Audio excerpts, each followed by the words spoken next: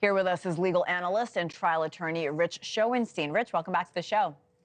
Good morning. Thanks Good for having me. morning. Of course. So what changed in the prosecution's case that led them to now add a murder charge on top of the kidnapping charge?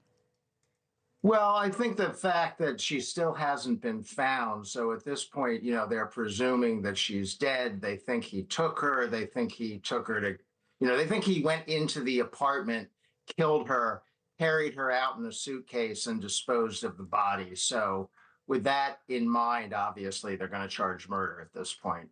But how hard is it going to be to prove a murder when they haven't found a body?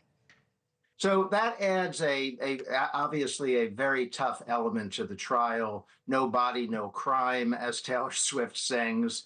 But we've seen this kind of trial before. You don't need a body to prove guilt. If you have enough evidence, if you can prove that he traveled to the other country, that it was him that went into that apartment in disguise, spray painted over the security cameras, carried out a suitcase where we presume there was a body.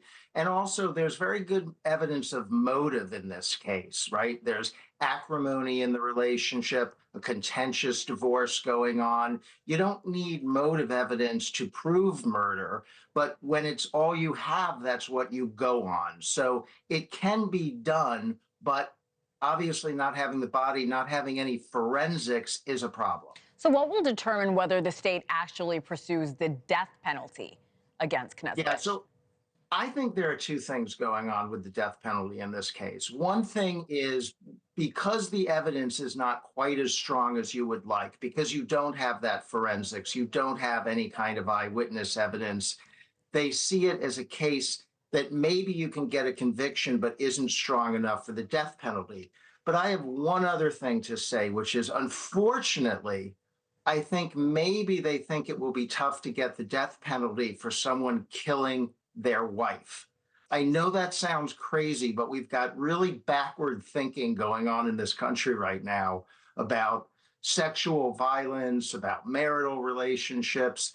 And I think there's a possibility they think if it's a man killing his wife, it'll be harder to get the death penalty. I agree with you. That is very backwards. We'll keep an eye on it. So there's a February date set for the trial. The judge has said he thinks it's ridiculous that both sides will be ready by that date in February. So could this case be delayed even further?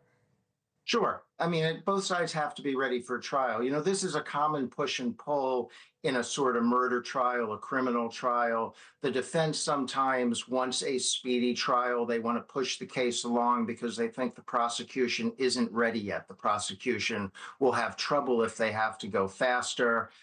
The judge has to oversee all that, make sure it's fair, make sure both sides are ready, that the prosecution has enough time to put its case together, but also has enough time to provide the defense with all of the potentially exculpatory evidence it has, and that the defense has the time. And as we've said, this is a complicated case because there's no body and it's a circumstantial evidence case. It could easily get pushed back. And how much more complicated is it because it's overseas?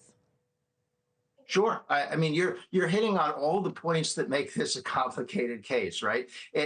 Fortunately, we have laws in this country that can still get jurisdiction and can still hold someone responsible, even though they committed the crime overseas, which is great. He doesn't get away with it if he did it just because he did it overseas. But when you add international travel and two different other countries, that adds another level of complexity to this case that, as we've said, is already pretty complex. Well, Rich, thank you so much for breaking down this very complicated case. Richard Schoenstein, thank you.